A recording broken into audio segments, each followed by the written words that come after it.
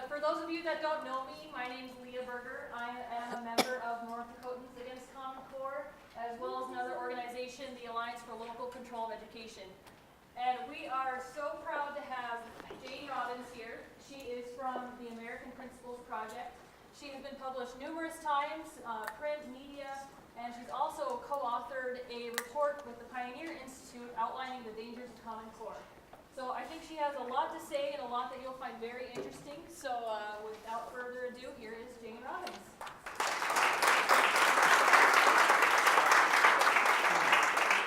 Okay, thank you very much.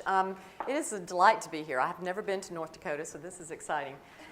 It's a great state with great people, and so I'm real pleased for the opportunity. And a great turnout. This is wonderful. I didn't know, because sometimes I told them that I have spoken to 750 people and I've spoken to 5. So this is a very nice in-between, so good.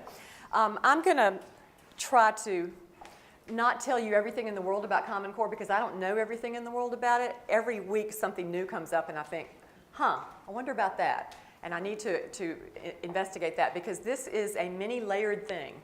And there are all kinds of layers, all kinds of arms and legs on this thing.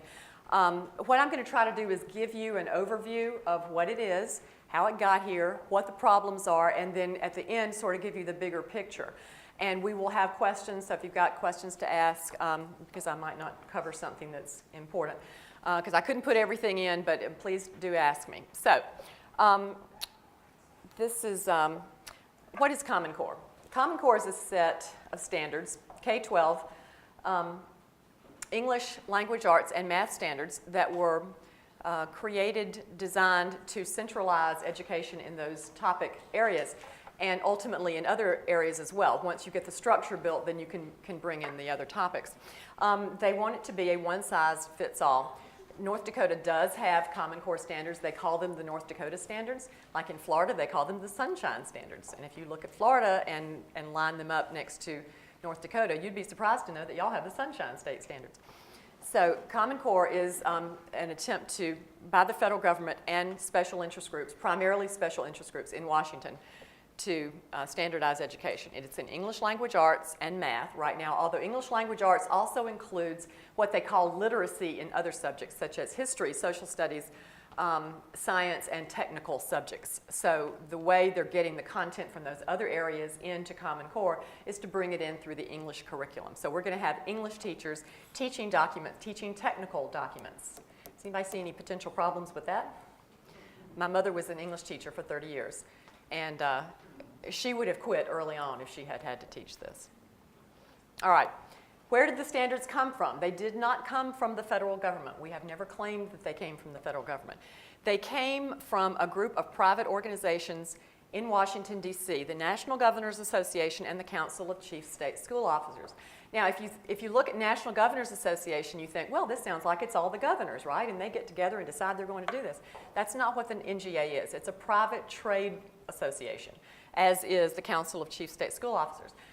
Some governors are members, some aren't. We don't know who are members because they won't tell us. We know some people that aren't. Rick Perry is not. Nikki Haley in South Carolina is not. But the NGA has a little group that decided that they would write national standards. They decided that because they got some funding to do that, and they worked through Achieve, which is a nonprofit group connected with the NGA. All of these groups are inside the Beltway, Washington, D.C. groups. They did not have a grant of legislative authority from anybody, from any state, to do anything. Where'd the money come from? Well, other than the fact that NGA and CCSSO are both funded by the federal government, which they don't highlight, the money came primarily from the Bill and Melinda Gates Foundation. They have spent, I can't give you the final number because I haven't looked in quite some time, but they have spent well over $200 million on Common Core. And that wasn't on developing the standards. It was mainly on, some of it was for developing the standards, but it was mainly on marketing the standards. And you do that by buying off groups to get them to support it. And some of the groups, at the time we did this PowerPoint, which was several months ago, it was $170 million. And they have pledged, Bill has pledged $350 million more because the change under his seat cushions, and so he can do that. Since 1999, NGA and CCSSO have received over $100 million to do this. Mike Petrilli is with the Thomas Fordham Institute. You always hear this discussed, as we did in the debate this afternoon at the Chamber of Commerce, as a conservative education reform. They are not conservative. Believe me, they are not. And they are on the Common Core bandwagon. Why are they on the Common Core bandwagon? Because the Gates Foundation has paid them over $7 million to be on the Common Core bandwagon. Mike Petrilli is the president of Fordham, and he said in an article in the New York Times, it is not unfair to say that the Gates Foundation's agenda has become the country's agenda in education. Now, everybody in here who has ever voted for Bill Gates, please raise your hand. Why should he be telling us what should be done in our schools? But I was talking last night with one of the representatives, and someone had pointed out to me what he thought, and someone who knows Bill Gates, what he thought was the real motive. I mean, there's a lot of money involved here, but look at the way Bill Gates made his money. He made his money with an operating system that is used by everybody on the planet, and it's very efficient. Why can't we do that with education?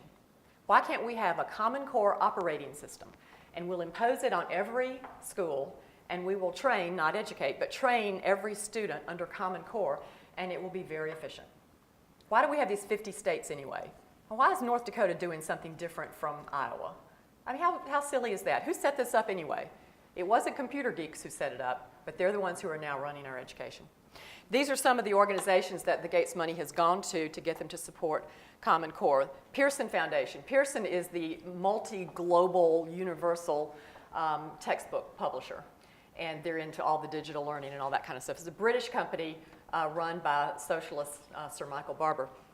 The U.S. Chamber of Commerce Foundation has received a lot of money. The Chamber affiliate, the Institute for Competitive Workforce, has received many millions from Gates to support Common Core. The Fordham Institute, the National PTA, the NEA, the AFT, although the teachers' unions are actually fighting back some. They're slipping through the traces here because in some states, such as New York, the teachers are in open revolt over this. And so the national union people have had to say, wait, we're not sure this is a good idea. The Foundation for Excellence in Education, you know who runs that? That's Jeb Bush. That's his foundation in Florida, and he is Mr. Common Core. So these are just some of the groups.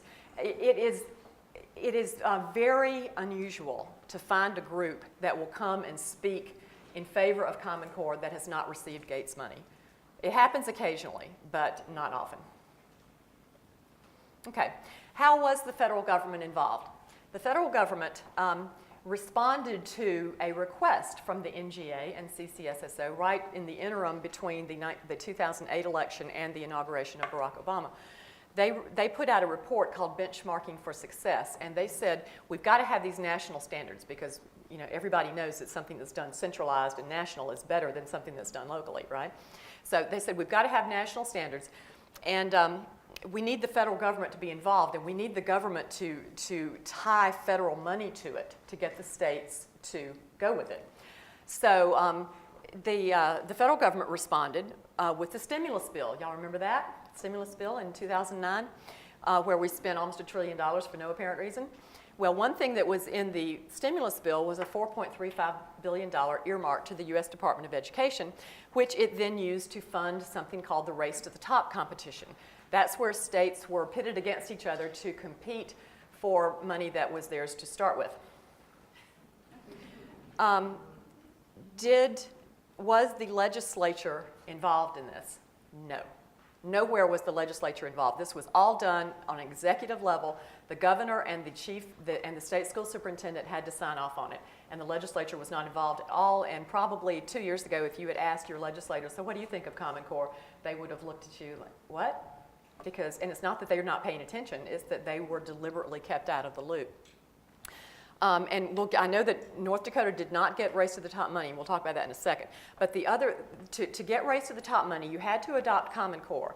And the proponents will say, oh, no, you didn't. It doesn't say anywhere in the application that you had to adopt Common Core. Yes, it does, but it doesn't use those words. It says you shall adopt these college and career-ready standards that are put out by a consortium of states and blah, blah, blah, blah, blah. The only thing that fit that was Common Core. So if somebody tells you you did not have to adopt Common Core to get Gates money, well, federal money, they're lying.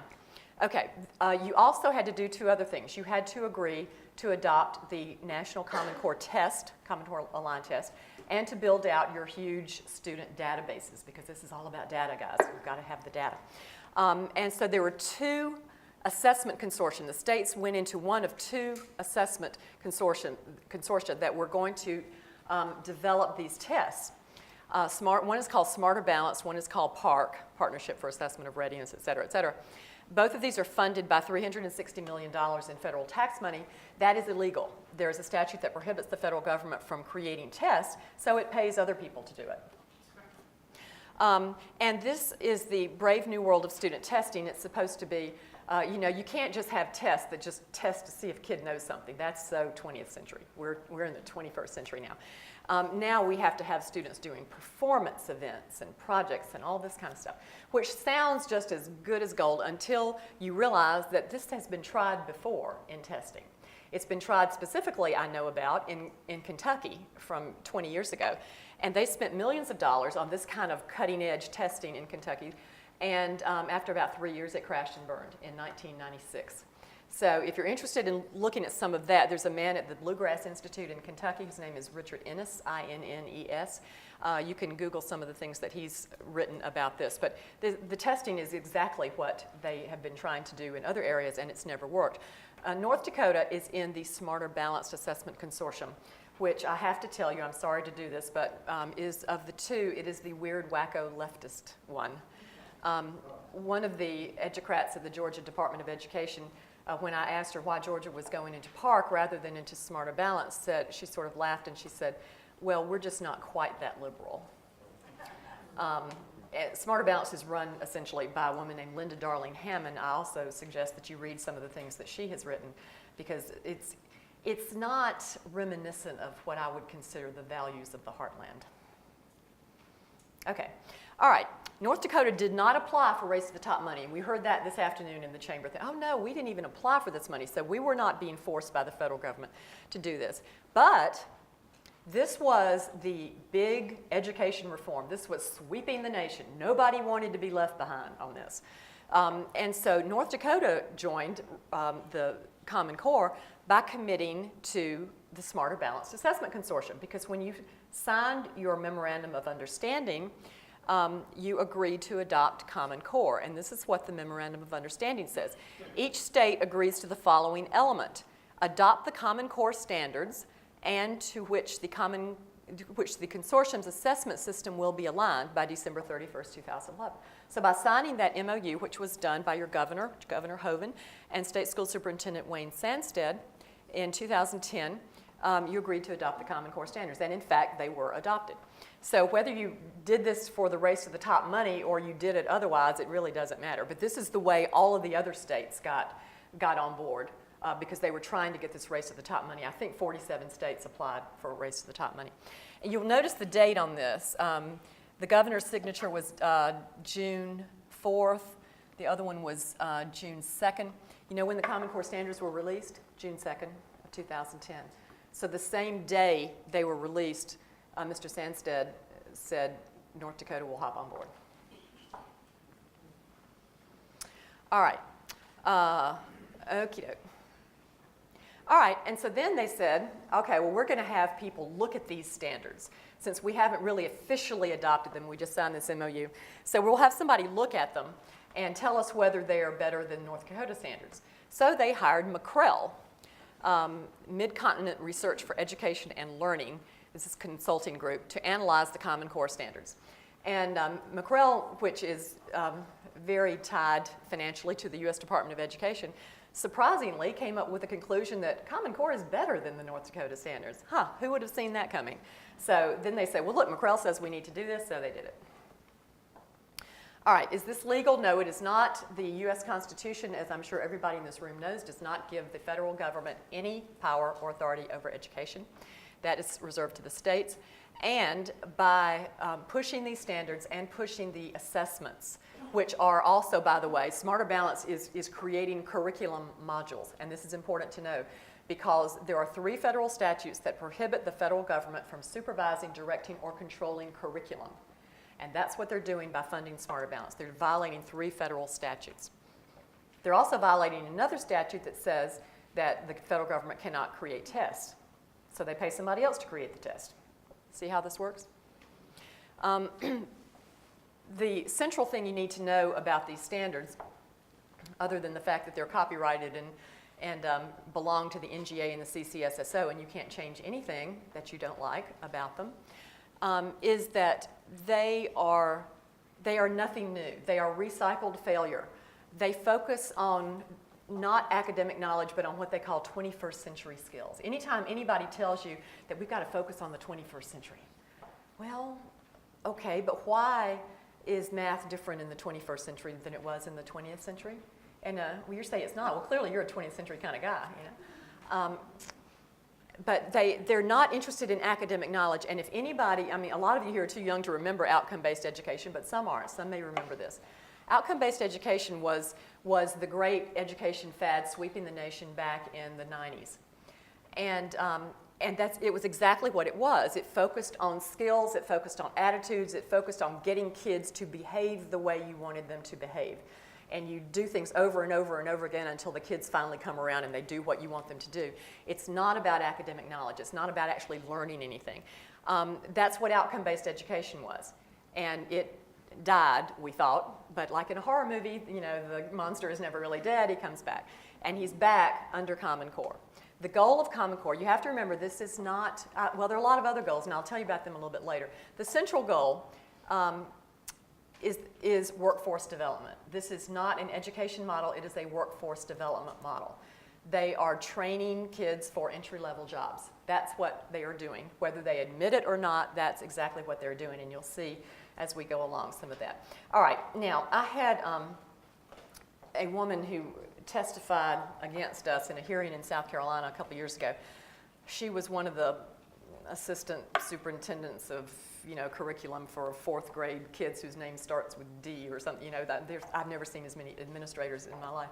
But they had all these administrators come up and testify against our bill, our Common Core withdrawal bill. And she said, well, that she had heard a lot today from all of our witnesses about how this was unconstitutional, it's illegal, and she said, I don't know anything about that, and I don't care about that. I just think the standards are good. And I thought, well, there in a nutshell is what's wrong with our country. We don't care if it's legal, we don't care if it's constitutional. If it's achieving what we want to achieve, then we'll do it.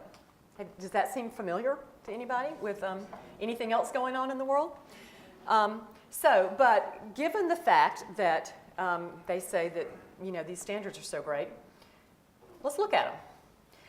This is a picture of Dr. James Milgram. He is a professor emeritus at Stanford University. He was the only mathematician on the Common Core Validation Committee.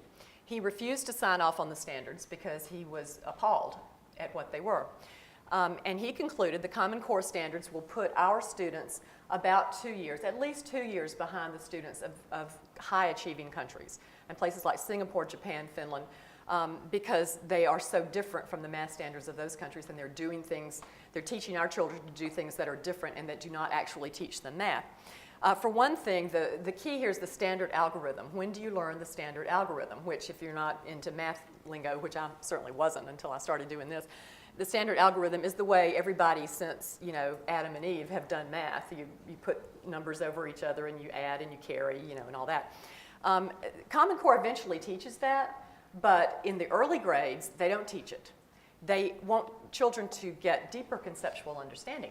That's a buzzword. This all is no buzzword left behind. And you don't get deeper conceptual understanding by just doing it the way everybody's always done it. That doesn't teach you anything other than rote memorization, which is so 20th century. You can't have rote memorization.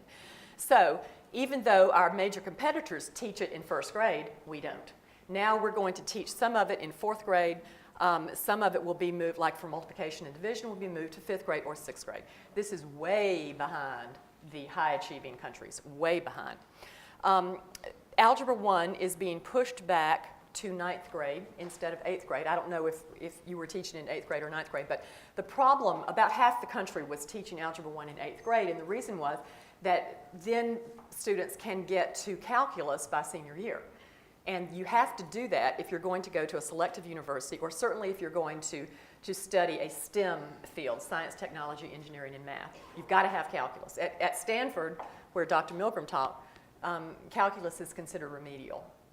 And I went to a very painful education, sort of progressive ed conference in Atlanta about a year ago, and one of the speakers there, who wasn't talking about Common Core, was the president of Georgia Tech, Dr. Bud Peterson.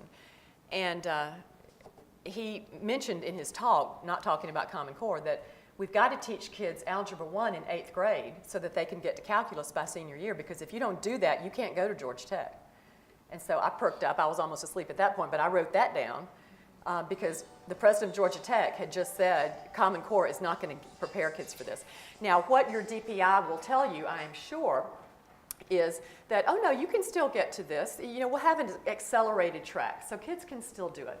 Well, yeah, theoretically, kids could still do it if they get some outside tutoring, if their parents are college graduates and know to get them on that accelerated track. But for the masses of kids, the ones who maybe live in a trailer with their mother who, you know, is working 2 jobs and she doesn't know that she needs to be thinking, you know, in 6th grade about what they're going to be taking in 12th grade. I mean, how many of us thought about that?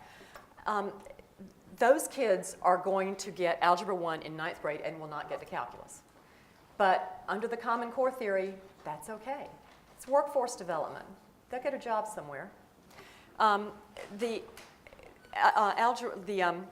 Geometry. This is the one that the point I made in the debate this afternoon, and Ms. Baszler said, they asked her if that was true, and she said no, and then she went on and talked about something else. So I didn't find that a particularly persuasive response, but the way Common Core dictates that geometry will be taught is by an experimental method never used successfully anywhere in the world in K-12. It was developed by a Soviet mathematician in the 1960s. He developed it and tried it on Soviet math prodigies, and they didn't get it. So he put it away. Well, Common Core takes it back, and that's the way they're teaching geometry. And you know, sometimes I think that the Kumon math tutors are the ones behind this whole thing, because everybody is sending their kids to Kumon or to some math tutoring because they're not getting it in school. They don't learn the standard algorithms, and the geometry is just a mess. And no teachers have been trained to teach geometry this way, but that's what they're doing. Common Core stops in math. It stops with Algebra 2, and it's not even a complete Algebra 2 course. It's part of an Algebra 2 course. There is very little trigonometry. There's no pre-calculus and no calculus. One of the 3 men who wrote the math standards, there were 3 men who wrote the math standards, 2 who wrote the English standards, so much for this state-led governors all together kind of thing.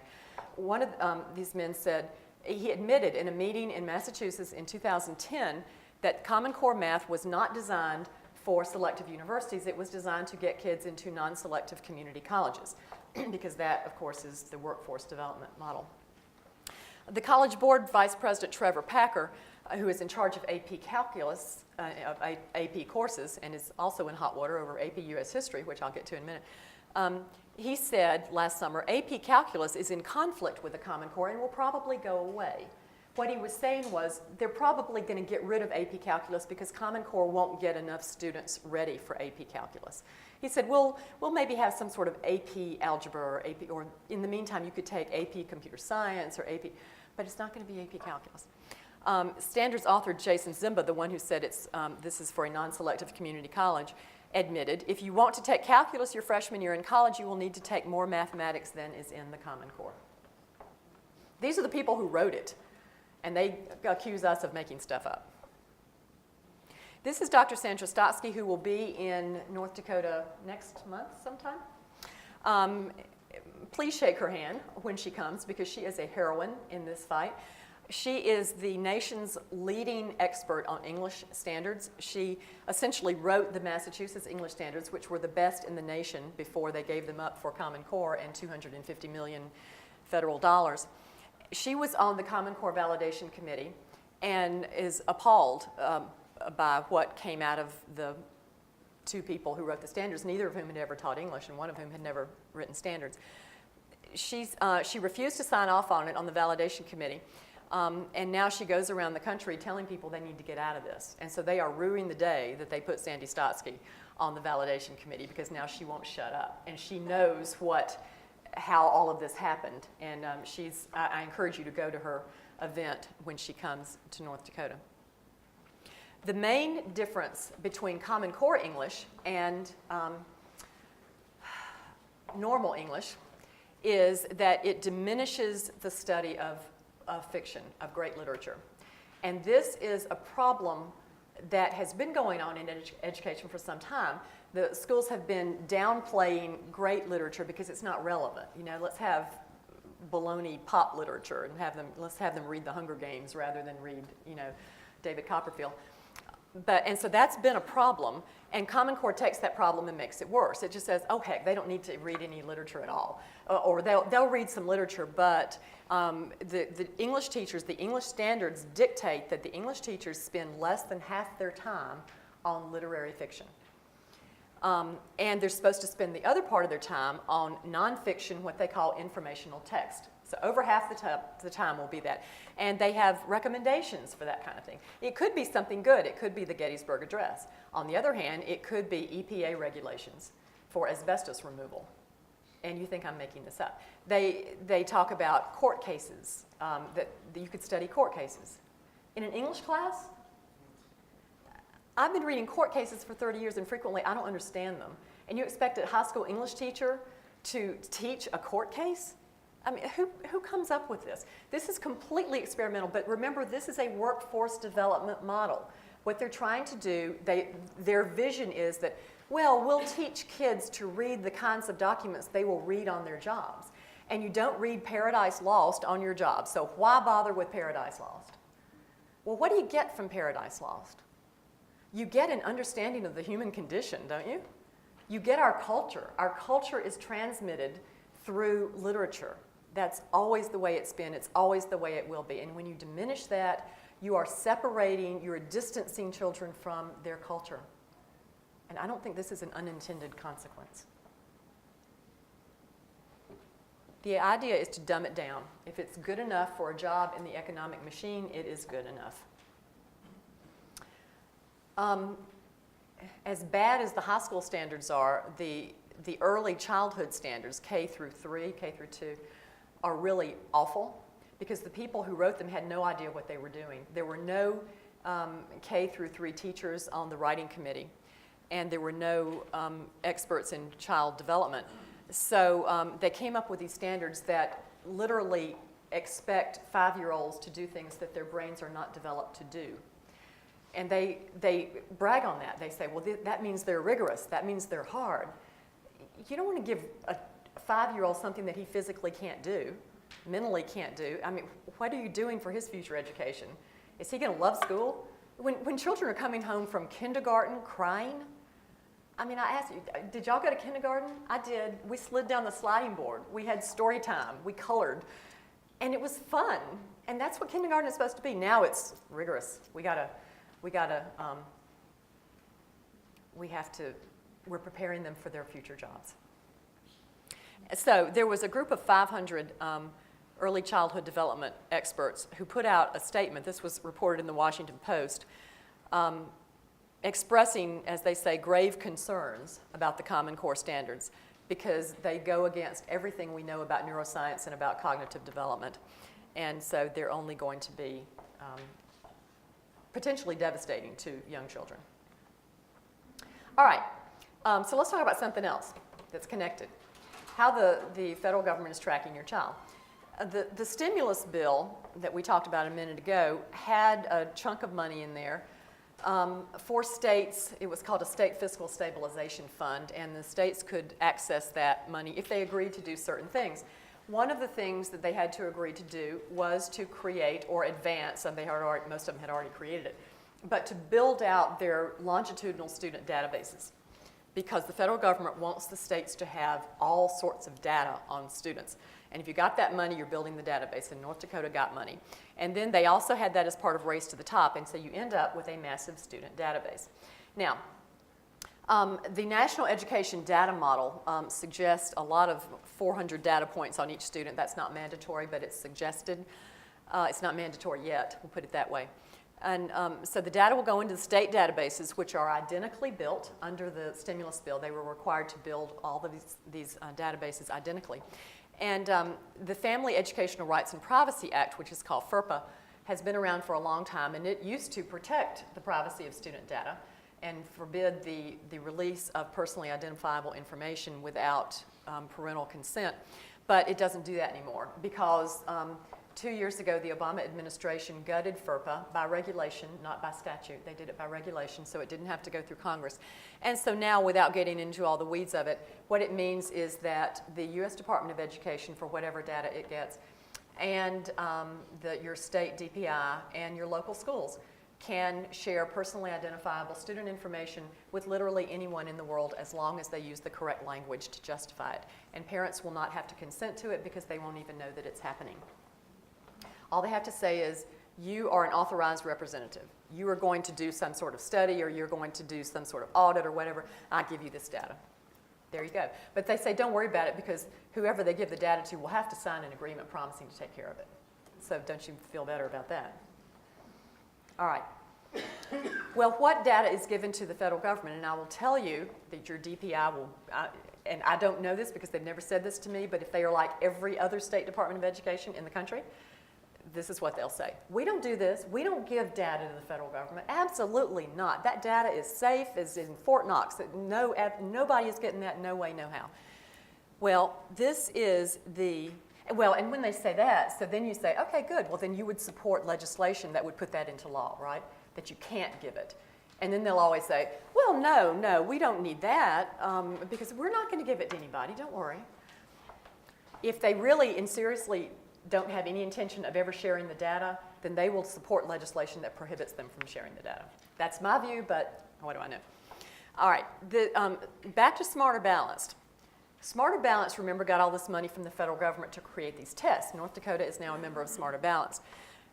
Smarter Balanced has an agreement, a cooperative agreement with the U.S. Department of Education. And in that agreement, Smarter Balanced has agreed to make student-level data that results from the assessment system available on an ongoing basis to the United States Department of Education for research, including for prospective linking, validity, and program improvement studies subject to applicable privacy laws. And as we see now, there are no such applicable privacy laws. And then in the appendix, they say the grantee, meaning Smarter Balanced, must provide timely and complete access to any and all data collected at the state level. So this is what they've agreed to do, to let the U.S. Department of Education look at whatever they get. We don't know yet what that's going to be because the test has not gone into effect. It goes into effect next spring. And Smarter Balanced hasn't said what data, but I can assure you that the demands will get greater over time, even if they start out reasonably. And I was at a hearing in Nevada a few months ago, and one of the legislators asked the president of Smarter Balanced about this because they were concerned about this. It seems to be me that you're going to turn over all this stuff that you've got to the U.S. Department of Education. And the president of Smarter Balanced seemed a bit flustered, and he said, well, they haven't asked for any of that. They haven't asked for it? Okay. Maybe they haven't had any reason to ask for it yet. The test hasn't gone into effect. You haven't collected the data. But you've got an agreement that whatever they ask for, you'll let them have. So I consider that a problem. He apparently did not. All right, so what kinds of data are we talking about? Well, under the National Education Data Model, when these are the recommended fields, it goes on and on. It's over 400. But test scores, disciplinary records, and none of this data is ever going away. I mean, the idea is that this is going to be a dossier that lasts forever. So if your child has a rough 8th grade year and gets suspended for 2 days, that's going to be in the record. All right, health history, and you'd be amazed how much health history schools keep now, especially with kids who have IEPs and that sort of thing. Source of family income, bus stop times. Some states collect Social Security numbers. Some states base their entire system on Social Security numbers. Others don't. I don't know what y'all do. peer rating data, baptism certificate, life insurance policy, voting status. There are just tons of these things that should be there, because the idea is this is a progressive model, and they want to be able to know everything that there is to know about a child, for his own good, of course, because the more you know, the better you can educate him, right? Well, I don't care whether it would help them educate him better. I don't want the government, which is what the school is, knowing any of this about my child. All right, why is the federal government demanding that the states develop these data systems identically? Because if they're all identical, you can share the data. If they're not, you can't. This is a federal statute that prohibits the federal government from collecting and maintaining a nationwide student database. They can't do it on their own, so they get the states to build the databases identically. And then you'll offer them some more money. If you'll participate in this initiative that requires states sharing data, then we'll give you this money.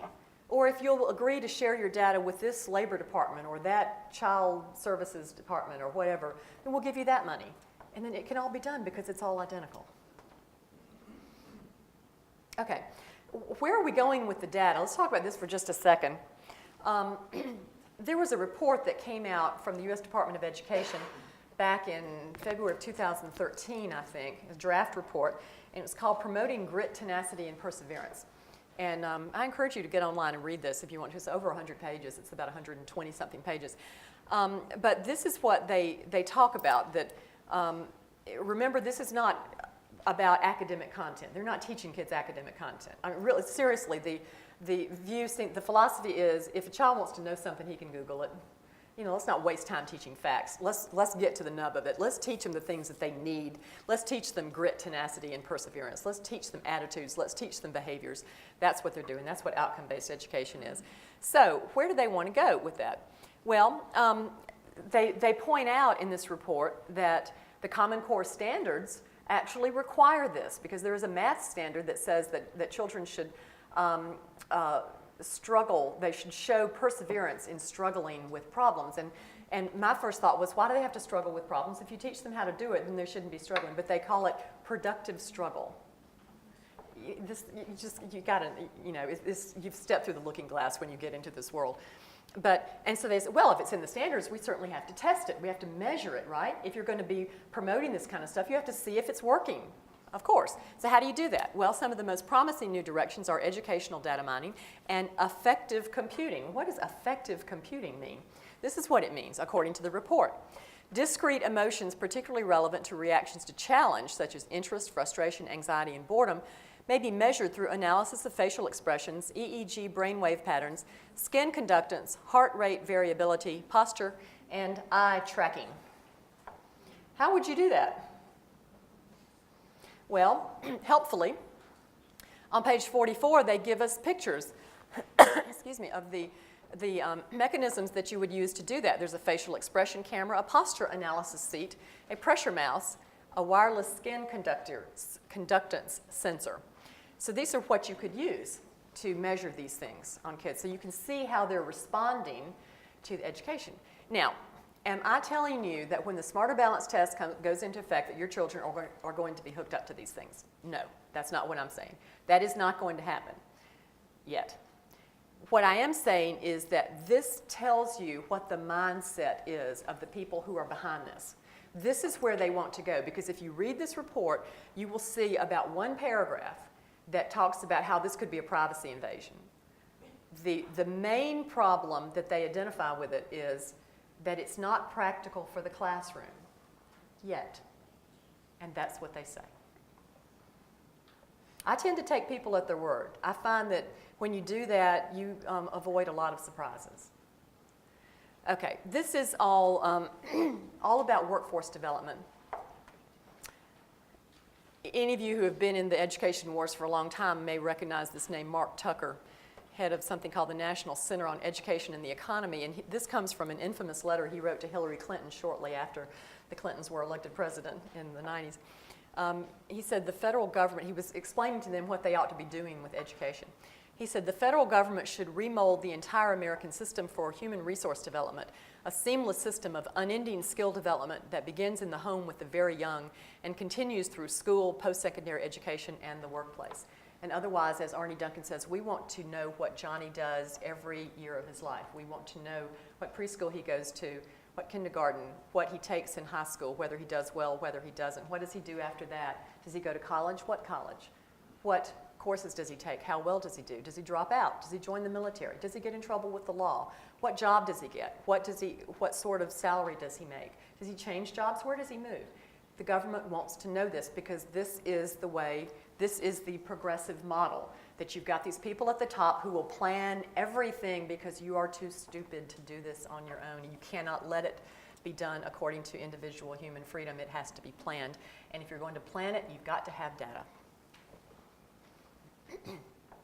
Okay, how will private and home schools be affected? Well, David Coleman was one of the two people who wrote the English language arts standards, and he is commonly known as the architect of Common Core. He's never taught English and never written standards before. He is now the president of the College Board, and so he is using his position there to align the SAT to the Common Core. And ACT tells us that they have not yet aligned, and they say our test has not changed. So if your child is taking the ACT, I would say that's a good thing. Don't take SAT. You know, I'm not telling you what to do. You can do what you want to, but the SAT is being, and it's already been dumbed down. For example, they've gotten rid of the hard vocabulary words. Because after all, you know, if you're at in your entry-level job, you don't have to know hard vocabulary words. Let's just use the words that people actually use, right? So this is David Coleman's idea. But this is what I hear, and I was talking with a archdiocesan education supervisor. We had a very lengthy conversation about why the archdiocese was adopting Common Core, or she said adapting, not adopting. And it came down ultimately to, well, the SAT is going to be aligned to it, so we got to do it. And I said, really? The Catholic schools have to follow testing companies off a cliff? Yeah. What happened to being freeborn Americans and doing what you know is the right thing to do rather than just doing what's expected under the way it is? Let's change the way it is. If people stop taking the SAT, they'll get their act together and they'll start doing it the right way. But that fell on deaf ears. All right. One quote that I found interesting, this comes from Michael Cohen, who was the head of Achieve, one of the players in all this. He testified in New York last year, and he said the full effects of the Common Core won't be seen until an entire cohort of students from kindergarten through high school graduation has been effectively exposed to Common Core teaching. That's 13 years, ladies and gentlemen. So we're going to try this for 13 years. And by the way, I said the English standards were experimental. They've decided to just, you know, expose kids to all this nonfiction stuff, and then they'll become better readers. That they'll become better readers and more interested in reading by reading boring stuff than by reading interesting, you know, great stories. That seems counterintuitive to me, but maybe it makes sense to other people. But the math stuff has been tried. In California 20 years ago, they did this exact math, and it was such a disaster, and they abandoned it. And they went to the best math standards in the nation, and it worked. It worked. They were doing very well in math, and then they decided to go for Race to the Top money, so now they have Common Core. Okay, so let's look at just kind of the big picture for a little bit, because there's some things that it's taken me a while to figure out, and so I'm going to do my best to explain what it took me a long time to figure out. There are all these things going on, you know, we've got loss of control, and the national curriculum is coming because standards drive curriculum. They can say all they want to, this is just standards, it's not curriculum. The curriculum will be determined by the standards, it will be determined by the assessment, and you are locked into both. It is outcome-based education, diminished literature. There is, if you look at Appendix A connected to the English Language Arts Standards, Appendix B, look at some of the books that they suggest. And they're not mandated. I'm not saying they're mandated. But then the proponents will also say, well, look, the Constitution is there, but it's not mandated either. But these books are there that are, believe me, and we have heard from teachers who have been given these books and told to teach them, and they've said, I'm not doing this with 15-year-olds. Workforce development, the fuzzy math, we're back to that. Dumbed down math. All right. What does this mean? Because you will hear over and over and over again that these standards are rigorous. We've got to have rigor. And they will teach students critical thinking and their deeper learning. Okay, and that sounds good, right? You know, if you tell your local chamber that you're going to have workers who know all this stuff, doesn't that sound great? But the definitions are different. For example, when I think of rigor, when I think of a high school course or whatever that is rigorous, I think, all right, this is a course that is going to require my child to work hard and know a lot, to study and learn a lot of stuff. Is that not what you think of when you think rigorous? That's not what they mean. Let me give you an example. And this comes from just all of the education reform stuff from the last 30 years. And believe me, ladies and gentlemen, there is a reason that all of the 60s terrorists, such as the Mr. and Mrs. Ayers, went into education schools. They became professors at ed schools because it's a very powerful position. They are now training the people who train our teachers. Educational expectations that are academically, intellectually, and personally ambiguous or contentious, and that encourage students to question their assumptions. That's what they mean by rigor. It means you don't give the child the answer, that he's got to wrestle with things and develop the appropriate mindsets to do this. That's what they mean by rigor. That's not my definition of rigor. I have a friend who wrote a book called Credentialed to Destroy: How and Why Education Became a Weapon. And she has studied this for years, and she, as she says, she speaks fluent educationese. And she's been reading about all the reform people who are behind Common Core. And this is what she said about rigor. Rigor is about what a student feels, perceives, and does when there is no single correct answer, or there are insufficient facts stated to reach a definite conclusion, or when asked about material that has never been taught. It provides superb behavioral science data on likely future actions, and it primes students to be willing to act in the face of uncertainty. That's what they're talking about with rigor.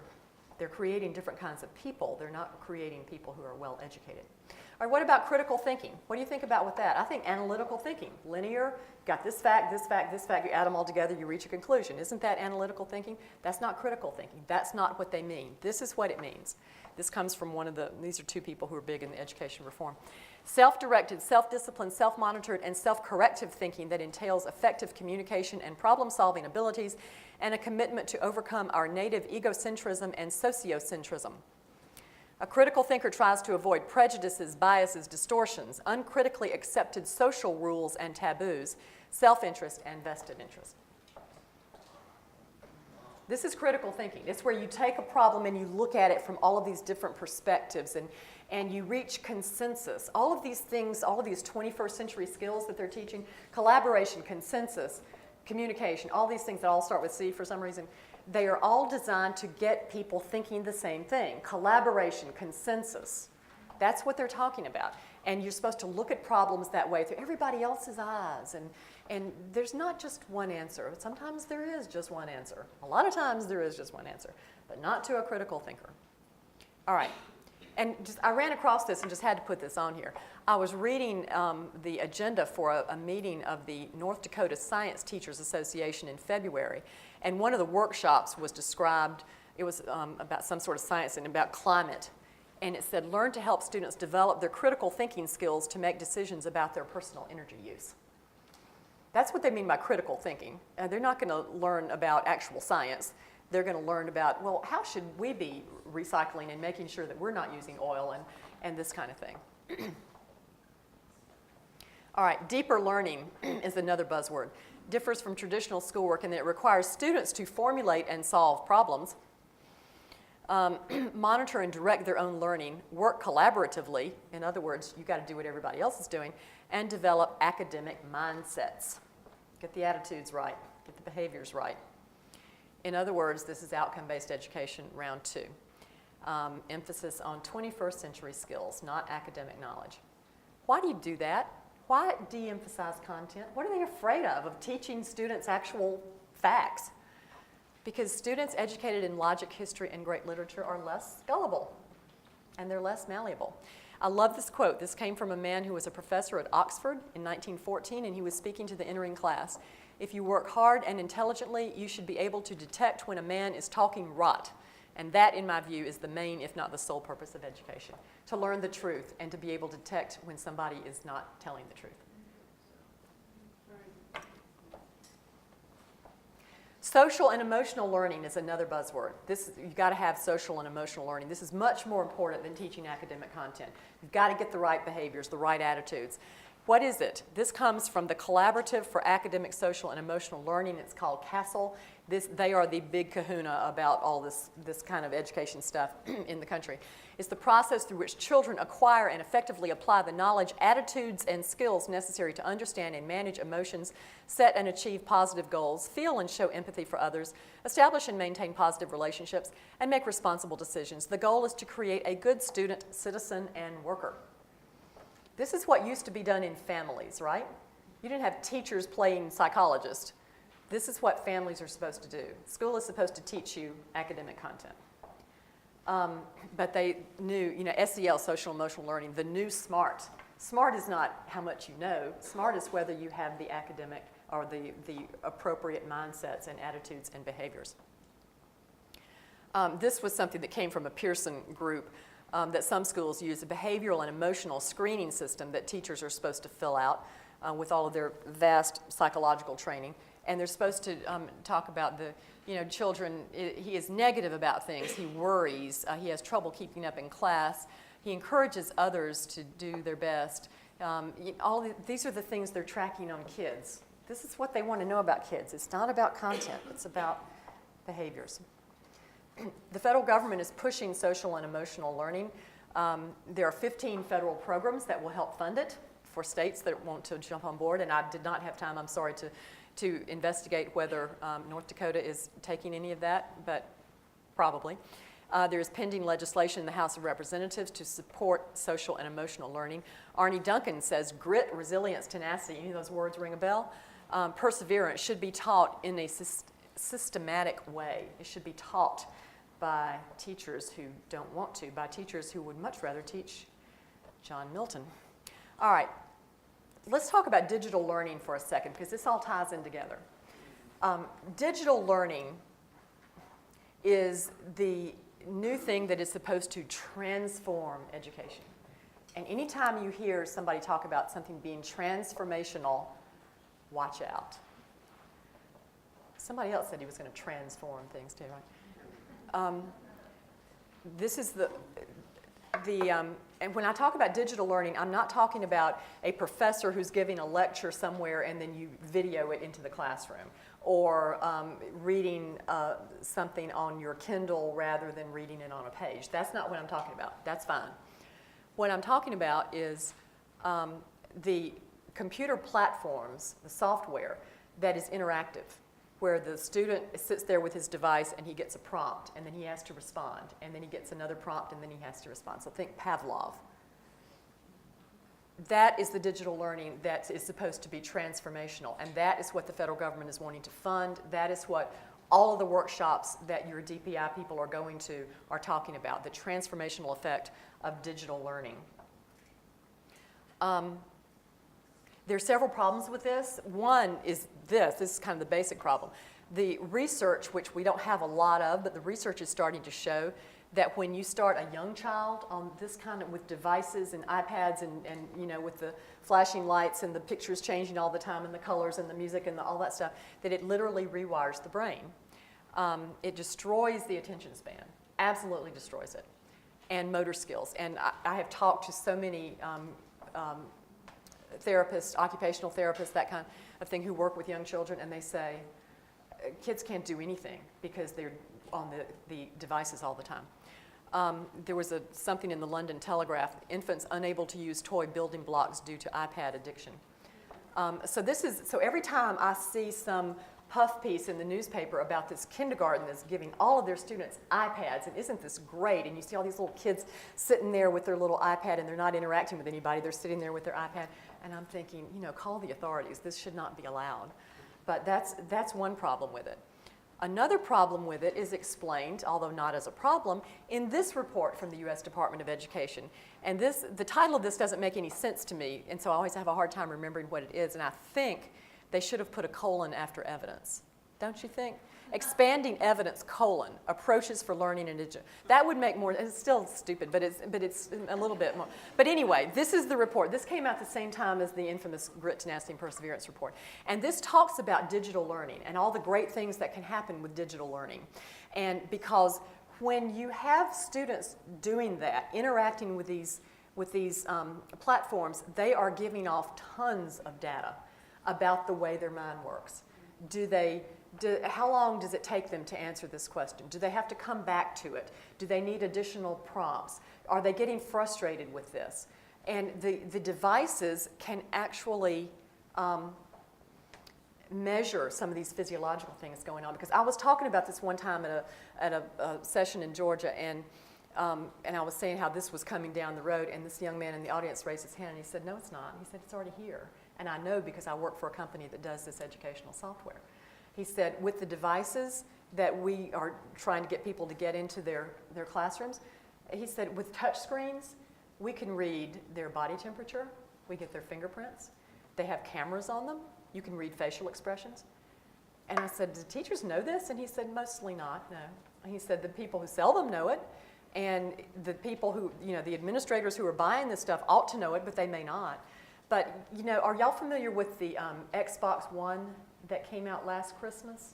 And, the thing about it was that the Xbox watches you as you play it, up to 6 players, and they do it for marketing reasons. They want to see how you react to what they're doing. I'm not making this up. You look puzzled, but this is very true. Maybe your kids aren't old enough for Xbox One. Don't get them an Xbox One.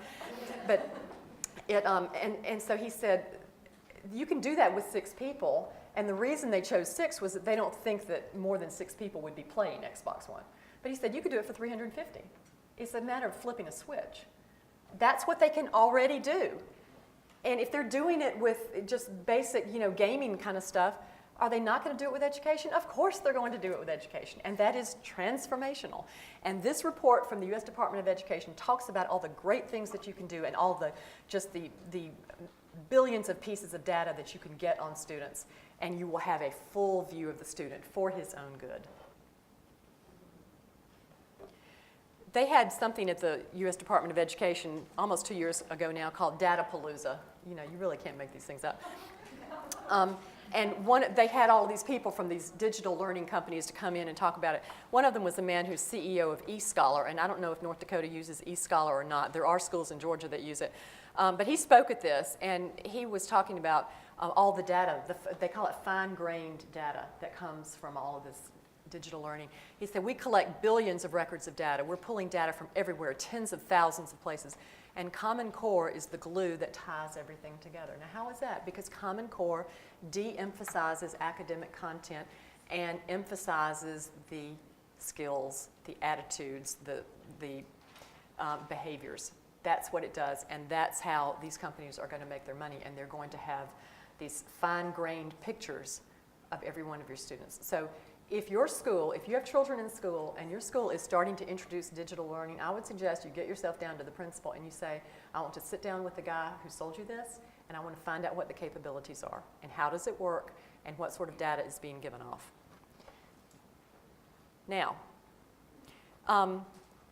one thing that is interesting in digital learning is video gaming. And they have all these conferences on gaming. That gaming can be wonderful. Gaming can be transformational too. So if you introduce video games into the classroom, and you can teach all kinds of great stuff. Well, so I sat through a webinar back in May at which one of the speakers was Dr. James G. He is a professor of literacy studies, meaning he's an education professor, at Arizona State University. And he is the big cheese in the idea of gaming, that how this is going to be the next great thing. And I wrote down some things that he said. He said, he admitted that the gaming actually will change your brain. So, that's a given. But he said it's not just about changing their brain, it's about changing society itself. He said we must create, quote, smart, moral people, close quote, who can change, adapt to chaos, accept limits for sustainability. Intelligence is not cognitive. Intelligence is behavioral. It's what we can teach you to do rather than to think. And he gave an example of what he was talking about. And this example comes up over and over and over again, not in the specific wording, but but this topic comes up over and over again. He said, we've got to be more concerned about changing students so that we can change society, because we're not worrying about the big problems. We're concerned about whether kids are learning algebra, when what we should be learning about is, what they should be learning about is that they're going to need snorkels in Manhattan. I thought about that for a minute. I said, snorkels in Manhattan. Global warming, the seas rise and flood Manhattan. And he has talked about that before, and you will see that example come up over and over and over again, that if we're going to wrestle with the big problems of the world, that's the number one problem. They always say it's global warming. So when you have smart, to Dr. G, a smart, moral person is someone who understands the threat of global warming and is willing to act on it, even in the face of uncertainty, because that's what rigor means. All right, there's another woman who's big in the gaming, Jane McGonigal. She wrote a book, and I'm sorry, I don't know the title of the book, but I listened to a TED Talk that she did. Y'all listen to TED Talks online? This one's only about 20 minutes, so you might do that. But she was talking about how video gaming in the classroom is great because it can change the world by giving players a substitute reality. And she said gaming can be the next step in human evolution because it changes people. It can literally change people. And, you know, Ms. McGonigal or Dr. McGonigal, whoever, and Dr. G think this is a good thing. All right, so what are some of the other examples? And I promise you I'm about to finish here. Where are we going? What are the consequences of this? Well, one is mediocrity for everyone. Have you heard about the achievement gap? We have to worry about the achievement gap. And a local school board member in Bibb County, Georgia, told me that it's a whole lot easier to fix the achievement gap by lowering the top than it is by raising the bottom. So Common Core lowers the top so that it doesn't look like there's an achievement gap, because you get rid of the academic content. That's why there's an achievement gap. Some kids learn it better than other kids for whatever reasons. So you get rid of that. You grade people on all this baloney stuff, on whether they can collaborate and reach consensus and communicate and all that stuff. And then everybody looks good, right? And we're all happy. All right. The death of individual achievement, because everything is about collaboration. And I found this from a professor at Marquette who talked about maybe we've gone overboard on this collaboration stuff because we seem to be killing the individual innovative instinct. She said that we're doing collaboration at the expense of individual ideation. It may undermine and erode individualism and the imaginative spirit. You think? Yeah, I think it really does. I have a friend who is sort of a email pen pal. He's a guy in Massachusetts, an older guy, who runs the Concord Review, which is a journal that publishes the best of student research papers. I mean, wonderful research papers, 20,000 words on historic topics. And he's been watching the interest in this among schools die down over the years. And he can't figure out why they're not interested in trying to get students to do this. And I had an epiphany one day when I was working on this PowerPoint. I said, it's because that's individual. A research paper is something you do on your own. You're not collaborating with anybody else. You're doing it in your room with your research and you're writing it yourself. It's coming out of your brain. That's what we're going to lose. All right, so what else are we doing? We are going to end up with a national curriculum. They tried it with national history curriculum in the 90s and that crashed and burned. So now they're doing it with Common Core. We will get there. We will go from English and math to the next generation science standards, which are under consideration in North Dakota, and I would encourage you to make your feelings known about this. Even the Fordham Institute, which apparently was not paid by Gates to say nice things about next generation science, has said bad things about next generation science. For one thing, the next generation standards really don't have any chemistry in them because chemistry's hard. And they really don't have any physics because physics is a math-based science, right? And Common Core doesn't get kids that far. They won't have the math background to take physics, so that's not in next generation science. So you might make your views about that known to Ms. Baszler. The social studies framework is coming. There are also some health and sex education standards out there, which you don't want to learn too much about. They're not, the health and sex standards, I don't want to mislead you, they are not in Common Core. That's something that it's out there, and once the structure gets built, I can see federal money being tied to that as well. It's not here yet. Next generation science, well, we talked about that. Oh yeah, it's all global warming all the time. So this is the social studies framework, and this is what Arnie Duncan said about what we need to do with social studies. U.S. can no longer meet global challenges like developing sustainable sources of energy, reducing poverty and disease, or curbing air pollution and global warming without collaborating with other countries. And the U.S. cannot meet those global challenges without students developing critical thinking skills and cross-cultural understanding. The new generation of civic education initiatives move beyond your grandmother's civics to that has been labeled action civics. So we're going to create little community organizers. These are the national sexuality standards, which go beyond the sex education, and they get into all the thing about the family structures, and you've got to have the respect for all the different family structures, and you can read it yourself. All right, David Coleman in his new position at the College Board. I hope y'all have heard something about this controversy because we've been working real hard for the last few months for people to hear about this. But the AP U.S. History course has been rewritten and released under the auspices of David Coleman. And we've written a lot about it. We've talked to a lot of people in state boards of education, and we've actually gotten the attention of David Coleman himself on this, because they redesigned the course to be a very leftist, revisionist, sort of anti-American, all negative all the time kind of course. And this is going to usurp your state history standards. And this is not part of Common Core. This is sort of separate, except that I find it intriguing that there's this connection with Mr. Coleman. All right. The goal is to encompass all of American education because you can't have outliers. Now, with teacher evaluations, states that got No Child Left Behind waivers agreed to tie their teacher evaluations to student performance on the test scores. And North Dakota did not get a No Child Left Behind waiver, but you're doing the same thing. I've read the teacher evaluation document in North Dakota, and part of the teacher evaluation will depend on how well her students do on the Smarter Balance test. So I was thinking about that because a lot of teachers don't like that, surprisingly. And so I was pondering that for a long time because the Obama administration is so in bed with teachers' unions, so why are they doing that? And then, as I say, it takes me a long time to come to these things, but it finally hits. That if you go back to the 90s when they were doing outcome-based education round one, why did that fail? Well, it failed because, number one, the parents found out about it and started raising Cain about it. But it also failed because the teachers didn't do it. The teachers said, this is stupid, I'm not going to teach this way. I'm going to close my door and I'm going to teach the content the way I always have. They don't want teachers to be able to do that. They want compliant teachers. They want the teachers who will do exactly what they tell them to do, and they will tie their pay to it or their jobs to it. So the older teachers, the ones who are closer to retirement, they are getting out the door as soon as they can.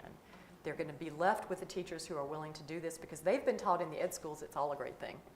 And then I thought, another thing that I pondered for a couple of years is, well, what happens when these kids get to college? You go through this Common Core stuff, and then you're not prepared for real college, so what do you do? Well, and then I found this report that's on the Smarter Balance website. And it talks about having a seamless transition between high school and college. Seamless is another buzzword. You see that all the time. And it talks about what the colleges need to do to make sure that we have this seamless transition. And what they need to do is they need to look and see if their courses assume mathematics or English language art skills that are not part of the Common Core standards, college professors will have exciting opportunities to reassess their own curricula in light of these new common state benchmarks. They'll have an exciting opportunity to dumb down their courses. And believe me, there's a lot of federal pressure on colleges, a lot. And my sister, who works at the University of Georgia, sent me this about a year ago. This was from the Chronicle of Higher Education. They ran a series of articles that said the Gates effect. The Bill and Melinda Gates Foundation has spent $472 million so far on higher ed. Why many in academia are not writing thank you notes.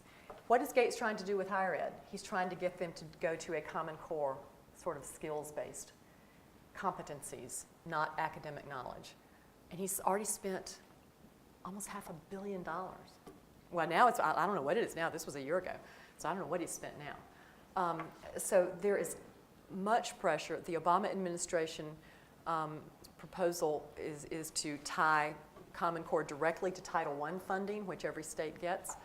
And they want to make sure that and Obama also proposes linking federal aid to his new college ranking, and there are all kinds of objections to his new college ranking, but the federal government is flexing its muscle with respect to colleges and universities. And the colleges will be told, because they've already agreed in your Smarter Balanced MOU, that they will accept kids who make a certain score on the Smarter Balanced test. They'll accept them without remedial courses. So what that means is, because these kids aren't going to know very much, what that means is, as Dr. Milgram says from Stanford, that what used to be called remedial courses will now become the freshman courses.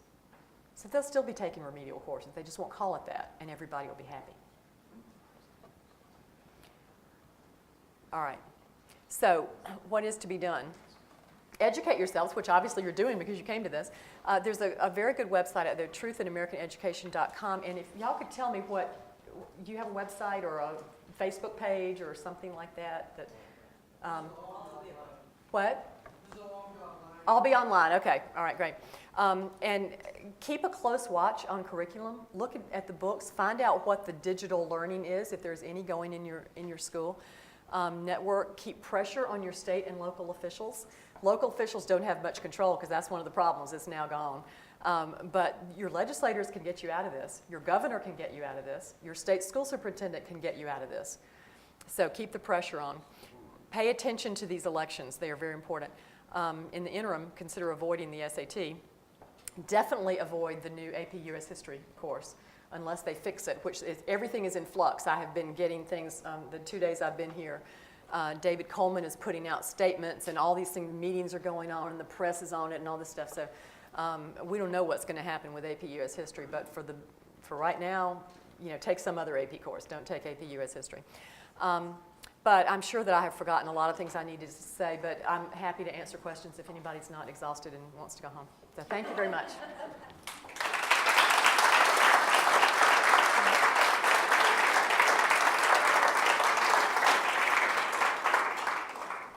Yes, Steve. Jane, is this, we hear from the proponents and the people marketing this that they love it, these are beautiful higher standards. Is this all just about standards? No. Glad you asked that, Steve. No, it's not about standards.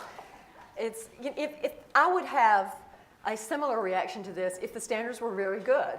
The problem is that it's part of the system. It's part of changing everything. It's part of changing what the system looks like, what the education system looks like, and who controls it. They don't want you controlling it. They want their people controlling it.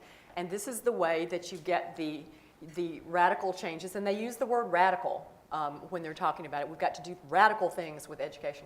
And one thing that we kept hearing this afternoon from the proponents was, well, we're having problems with education in North Dakota, and so we have to do Common Core. And I thought, what's the connection there? Why is that going to fix whatever problems there are in North Dakota? There are a lot of other things you could do. If you wanted better standards, which I would suggest that you go for because you've got all these other states locked into mediocrity. So if y'all got out of it, then you could have better standards and you would outcompete everybody in the country. It's a win-win. So, yes? What if, this looks like there's going to be a lot of control on teachers. What if we just let them teach? Oh, you can't do that. That's so 20th century, Steve. Sorry, this is a crazy thought. 21st century, they have to do what they're told. Yes. Yes.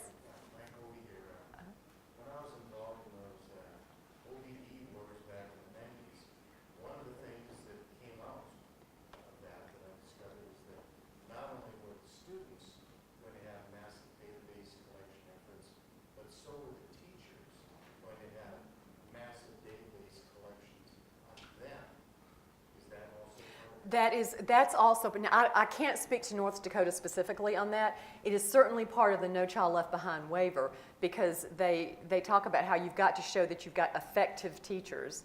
And the way they define effective is that a teacher who does exactly what they want. And you're going to have to collect the data on all of what they're doing as well. I'm not as versed on that as I am on the student database, but yes, that is definitely part of it. Yes, sir. Jan, I've been able to tie Common Core to UNESCO UNESCO was President Reagan barred and banned UNESCO from any involvement in the United States during his presidency. And the reason he did that is because they're so entrenched in Darwinism and Marxism, and that's why President Reagan barred that. Have you come across anything about UNESCO with Common Core in any way? Well, Common Core specifically, no. They're not going to talk about UNESCO when they're talking about Common Core. It is certainly true that this is happening not just here, but it is happening globally, especially in Europe, and UNESCO is certainly involved in all of that. What I will tell you is that even if, because some people just really get off on the UN thing, and I understand that, but what I will say is if there were a happy event that the UN fell into the East River and disappeared, we would still have this problem. Because the people here who are doing this are true believers, and they will do it regardless of what it's connected to. There's just this agenda for globalization for so many different things. Oh, yes, yeah. Education is the same. It's exactly the same. Healthcare, it's all Yeah. going to be included. Yes. And that's how I was able to connect it. I could not connect it to the UN, but I could connect Common Core to UNESCO. Yeah, well, I was able to. Arnie Duncan there's a speech that he made to UNESCO that's interesting, and I haven't labeled it here, but I would have to find the link to that. And again, they come with Darwinism, which is something that's for us to really be alert to when it comes to our science. Oh, definitely, So yeah. be careful and watch for that. Yeah, Very that's absolutely true. Yes, ma'am. That's evolution. I'm wondering if you know of the big private schools in the country, especially where like President Obama sends his kids. Huh. Are they doing Common Core? Well, imagine what I'm going to tell you here. We have amused ourselves by calling some of these schools in the really elite schools in New England, and Phillips Exeter and all those places, and Sidwell Friends in Washington, and none of those schools are doing Common Core. Can you imagine? Now, how's that going to work? Well, those kids will go to the Ivy League colleges. And what we're going to end up with, and Dr. Milgram talks about this, even though he's much less of a, nut than I am, I guess. We're going to end up with a greatly stratified society. You're going to have the kids who didn't do Common Core and and they were ready for these colleges, and they went there. And then you're going to have everybody else. And we're the everybody else. How are they getting around the ACT, SAT conundrum that our private schools seem to be fearing? That is a very interesting question. And for one thing, the kids who come out of those schools, the admissions counselors at these colleges, at the Ivy League colleges, all went to those schools too. So they know that if a kid comes out of that school and had good grades at that school, that he can do it. So I don't think they're going to have a problem with that, regardless of what their SAT score is. We also heard, and I don't want to say this for publication because I don't know, one of the people that we work with told us that he had been told that the SAT was still going to have its old test, and that if you knew to ask for the old test, you could get the old test. Whether that's true or not, that may be a complete false rumor. I don't know. But they will end up in the good schools because they'll be the only ones who are really prepared for them. Anybody else? Yes, ma'am, in the yellow. I was just wanted to ask you, are you familiar with Charlotte Elizabeth? Yes. Have you communicated? I have not. I mean, she's sort of out there on her circuit, and we're kind of on our circuit, so we haven't really crossed paths very much. But I'm familiar with. She says some very interesting things, but I have not really had much interaction or any interaction with her. So, yes, ma'am. I don't know if you can answer this question, but I was in the shock of my life because we adopted my grandchildren. And so when they went back to school, I was totally in shock of what this education system has become. And I worked for the state legislature for 2 years. I want to know, has anybody gone to a representative or a senator of North Dakota and asked to put a bill in? I know there's deadlines, so you got to get in. And I see Senator Douglas here. And I'm just wondering if anybody has put a bill in to stop Common Core in North Dakota for this legislature that's coming up. As they say, help is on the way. Senator, do you want to speak to that, or do you? I don't, most of the conversation about Common Core has come up since the last session. It was adopted in 2010, but it's just only recently got everybody clear. Yeah. I'm sure there's going to be conversation. Will Yeah. Senator Giver, and I know that there's, I think at least two, and I'm thinking one's coming up fairly soon to put the bills in, and then I think There, Steve, you want? That we have been told that yes, there will definitely be a bill, and to make sure that we have been told that yes, there will definitely be a bill. So they're aware of it, and there's some good people working on it. So, yeah. Okay. Yes, ma'am. One thing I was wondering about on the AP history is they're saying, no one can see it. We'll only release it to teachers who will be teaching it. There's only a test. There's no course. A friend of mine who homeschooled called them, and they actually called her back to college board, and they said, "Oh, you homeschool? Well, we can get it. We can get you the test. You just have to, prove that you're a homeschooling parent." But she's like, "What do you mean there's no course? You're just going to have a test?" Yeah. That interestingly, I said a lot has happened this week. A lot has happened this week. They have now released that test. They've released the sample test because 2 weeks ago we had a nationwide conference call about this issue. There were 650 people on the call, which is sort of amazing. We were blown away by that. Apparently, one of the people on that call was the aforementioned Trevor Packer, and it was after that David Coleman announced that they would release the test. So the first thing we did was to check and see if it was the same test that the teachers were getting, because we don't trust anybody. We are such cynical people. We used to not be, but we are now. And it is the same test, but it's available online. You can go look at it if you want to. Yeah. And one thing that you'll notice about the test is they say, "Oh, we haven't deleted all of these people. We haven't taken Ben Franklin out of it. We haven't taken any of these people." Well, because you can look at the test and look at all these people who are mentioned. They're mentioned, but they're not ever the right answer. You can answer the question without ever having heard of Benjamin Franklin. You can know the right answer, and so it's very misleading what they're doing. But they're running scared. I mean, I will say that they are running scared. There are resolutions being considered by the Texas State Board of Education, by the Colorado State Board of Education, and we're working in at least 5 other states on that. And this is a kind of a bottom line proposition for them because they make a ton of money off of this. And if people stop taking these things, they lose a lot of money. And I don't think their board of directors is very happy that the previously non-political college board all of a sudden is in the midst of this whirlwind. So stay tuned. Yes, ma'am. I'm wondering, you just mentioned some of the states, but what kind of momentum are you seeing? Because I compare this to like with the Nazis, a lot of people were saying, "Hey, don't you see what's going on?" But too few people listen. And you're going across the country and people listen to you and they're upset. Most of them feel helpless. What are we going to do about it? But are you seeing any kind of momentum to give you hope? Oh, yes. Okay. Yes, very much. 3 years ago, we thought, are we just, are we accomplishing anything? We couldn't get parents to come. We got grandparents to come. Parents were busy. Parents were at the soccer game. They couldn't do it. And then the grandparents, I think, just jabbered at them so much. You've got to listen to this. We started out, and it's been much more active in the East Coast. I think they were the states that really implemented it first, and there's kind of a wave coming. So I was in Nevada a couple of months ago, and it's brand new there. I mean, they're probably not as far along as y'all are. But there are a lot of states out west that really haven't grappled with it yet. But yes, the momentum is huge. And I will tell you what happened in Indiana when the Republican leadership, because this is not a partisan issue, the Republicans are very, very bad on this issue, a lot of the establishment.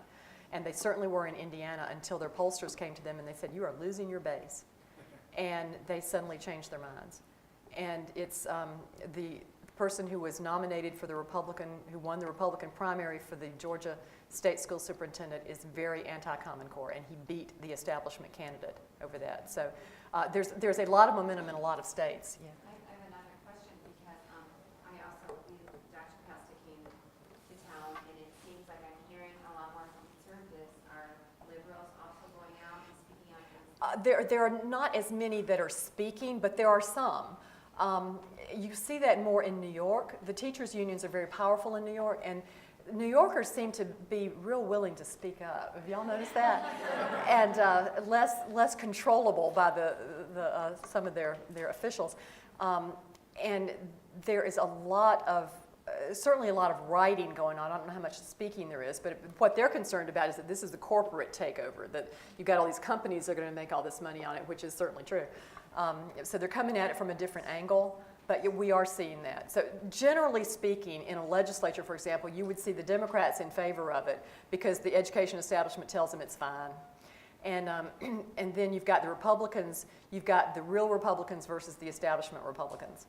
And the establishment Republicans are saying, well, but the chamber says that it's good. And then you have to persuade them that they need to be concerned more about the voters than they are about the chamber. But anyway, yes, sir. What made you get involved in this? That's a good question. I mean, were you bored in your law practice? No, I didn't have a law practice. I had kids. And the second one went off to, the last one went off to college. So I had more time. And so I contacted Robbie George, who is the founder of APP. He's a professor, Robert George is a professor at Princeton. And he's probably the premier conservative intellectual in the country. There is a conservative professor at Princeton. He's it. And he started all these other organizations. He's got APP, he's got National Organization for Marriage, he's got Witherspoon, he's got all these places. And so I said, do you need anybody, to do some sort of part-time stuff? And so he sent my email to Emmett McGorty, who runs the education part of APP, and that's how it happened. But we didn't start out doing Common Core. We found out about it really through some Christian organizations, Christian school organizations, who said, there's something out there on the radar that we're concerned about, and we started looking into it. And then we got a call from, and we'd written a couple of things, but we had no idea how big this was. And then we got a call from these two moms in Indiana whose children were in Catholic school. But the Catholic schools wanted to be accredited, so they had to give the test. And so they adopted Common Core. And so they started seeing these bizarre things coming home with their kids. And so one of these moms is very politically savvy. The other one is now. She wasn't at that time. But one of them used to work for a congressman. And so she called some people in Washington to say, well, who do I talk to? And nobody ever heard of it. And somebody at Heritage sent them to us. And she asked, and she said, could somebody come and speak? And so my boss, Emmett, went and spoke. And that's what started the whole thing. And then it's just been snowballing since then. Because I was talking to a reporter today, and she was saying, so why do you think this grassroots movement is going? I said, well, people are learning more about it. And I said, we don't go out into the states and try to gin up opposition. We sit and answer our phone. And people call us and say, can you come and talk? And we'll put together this and we'll put together that, and you can talk to the representatives and you can talk to whatever. And so we just try to, what we try to do is to give the intellectual ammunition to people who don't have time to do it themselves, like y'all. Because, if you go in to talk to your state rep or your state or the superintendent or whatever, and they'll sort of pat you on the head and say, oh yes, don't worry, this is all fine. We're the experts, we've got it under control. And you want to be able to say, well, no, I'm not sure that's true because look at these reports. Here, this says this says this. And so we do the reports and we give you the reports. And so that's sort of the way it is. But yes? I can tell you that the leadership of the state, as most parents and citizens, the more they know about this, the less they like it. Everyone. There's no one I've met that has rigorously studied this or been exposed to it and presented the evidence that has said, oh, I like it even more. They all go, this is not a good thing. And I'll tell you that this is not simply a Democrat, Republican, conservative, liberal thing, because parents love their children and protect their children as soon as they understand the depth and the scope and what this really is. They don't like it at all. They don't like it at all when they finally understand. When the light goes on, Yep. they don't like it. It stays on. Yes, ma'am. What about cursive? They don't teach cursive right It's not in Common Core. Now, you can add it, but the Common Core standards, you are required to adopt them 100%. but each state is allowed to add 15% in any subject area. So what that means is, say, if you wanted to add cursive, or you wanted to add a unit on North Dakota authors, or something like that. However, none of that will be tested on the Smarter Balance test. So how much time do you think teachers are going to spend on any of that stuff when their evaluations are tied to the test scores? And if you're adding cursive, you're taking away your 15%. Yeah, it takes away your 15%. It takes away from what else you could want to do. Yes, exactly. Yes. Calculus. Yes. Yeah. Okay. I talked to two teachers, one today, yesterday, and one today used to teach at Bismarck College, and she said she quit because she was getting so many students who could not read or write. And that was before Common Core. Mm-hmm. So it's already been off. Oh, yeah. Slope. Yeah. The other teacher, actually, it was a mother and daughter teachers. Mother teaches down at Flasher, daughter is teaching at the new school in right next door, Lincoln. The mother said to the daughter, so I was not directly involved in the conversation, all these people are making all this stink about Common Core, but I looked at an old textbook, and it was doing the same stuff. So they just think it's something new when it's not. So what is that? Well, some of the old textbooks, were doing the same stuff, and it didn't work. And so now they're doing the same stuff again. That's the new math that started Yes. class after mine. Yes. Yes. They abandoned. Exactly. If you want to go back, I mean, we were talking last night with some people, and one of them who had been involved in local school board issues for a long time, was on the local school board, said you ought to take the textbooks from back, decades and decades ago, and see how the students do, and take the tests from then and see how the students do. Yeah, it has been in textbooks before. That's why this is just recycled failure. It's nothing new, but it's not. It wasn't in good textbooks before. It was in the bad textbooks. Yes. Actually, there's a quiz you can go take from an 1800s sixth grader. Yeah, I've seen that. Quiz. Yeah, it's depressing. I heard that most college people fail it. Yeah, yeah. And we have slipped so far. Yes, ma'am.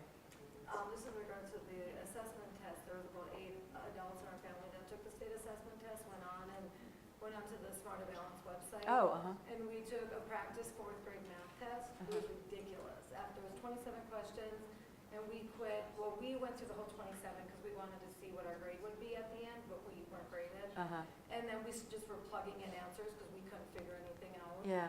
And so anyways, my brother also took the test, and he said, after question 9, he said, I can see the dropout rate greatly increasing if this is what kids have to take.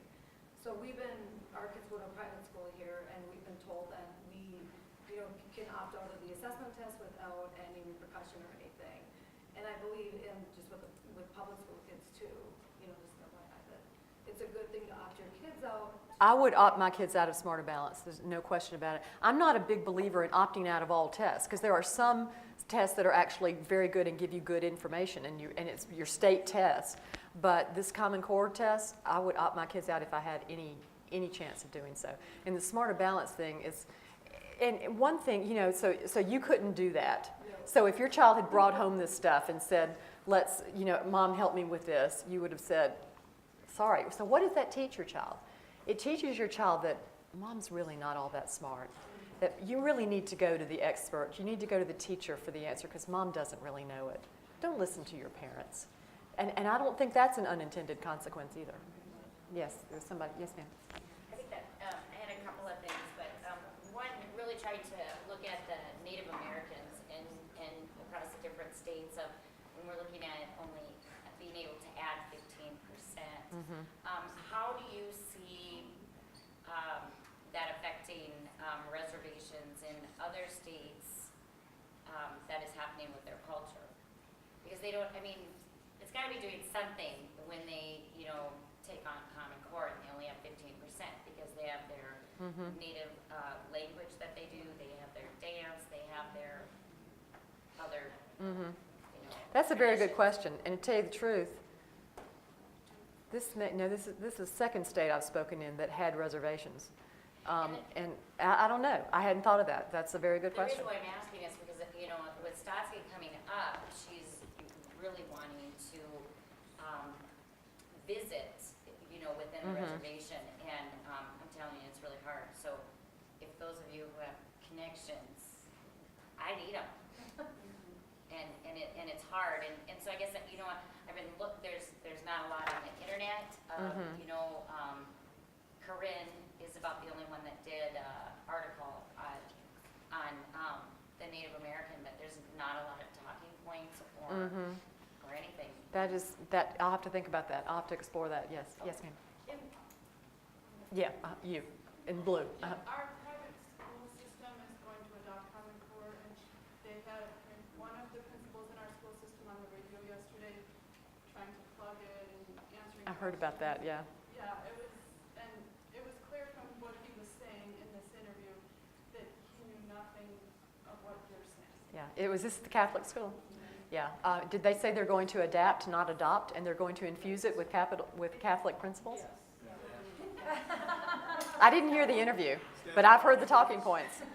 Yeah. It was a really strong interview, and it was nothing what you're saying.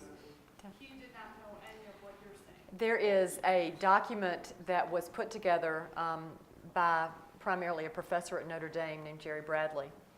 And it was signed by 130 Catholic intellectuals, people who teach in colleges. Oh, did they talk about that? They poo-pooed it and said they were all naive, even Yeah. though they're great. Yeah.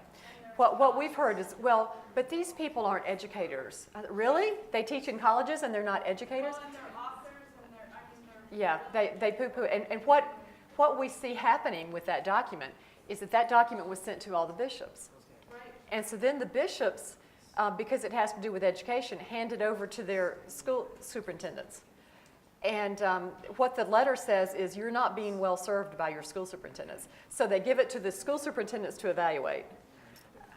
So that's what's happening. The educrats in the Catholic system are making the decisions. And What do you think we should do?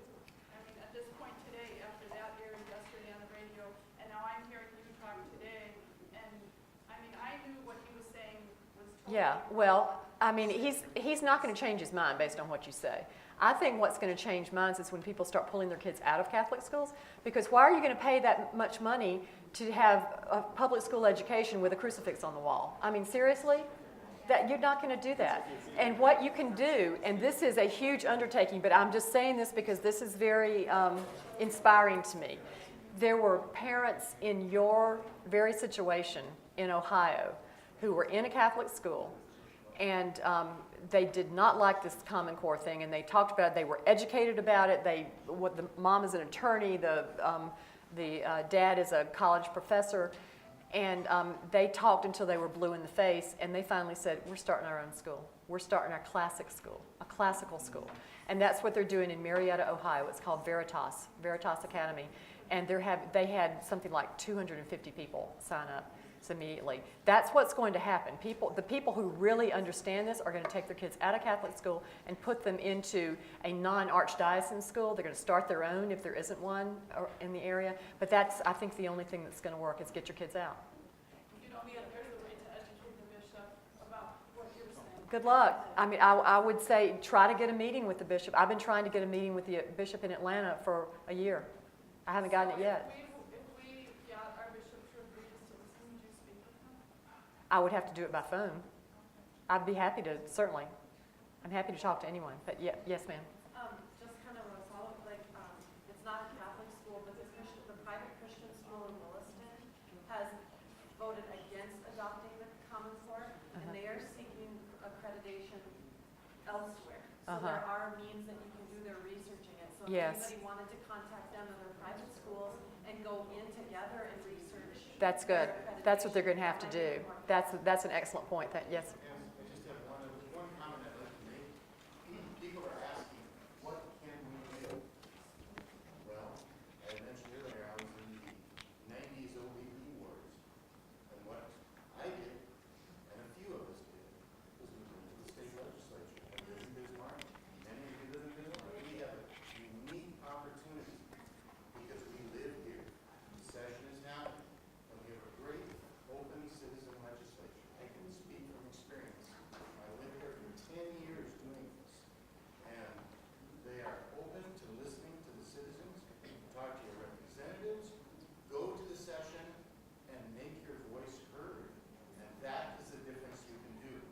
Yeah. Half the people in the room did this, And I will say that The important part about that is we're getting exposure, and some of you, the first or initial exposure, but learn this. Okay, when you go to the legislature, they're gonna ask you hard questions. You're not hard, I mean, you're gonna have to know what you're talking about. Learn this. Really learn this. And, because the more you know about it, the more you're gonna tell other people. And believe me, when people understand what this is, they run screaming away.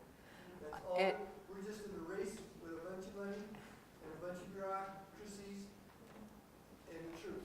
What we gotta do is And to give you some encouragement, I mean, we've met with some legislators since we've been here, and you've got a better core of people here than in any other state I've seen. Usually, you're going to find 2, maybe 3 people who are really interested in it and really willing to do it. Here, you've got a whole lot of people who are really interested. So you don't need a whole lot more people to get it done, I think. And work on your governor. Work on the governor. He needs to understand this is huge. This is a huge issue. Yes. Yes. The room closes. Oh, I think this is why Leah's standing there telling me to shut up. So. the reason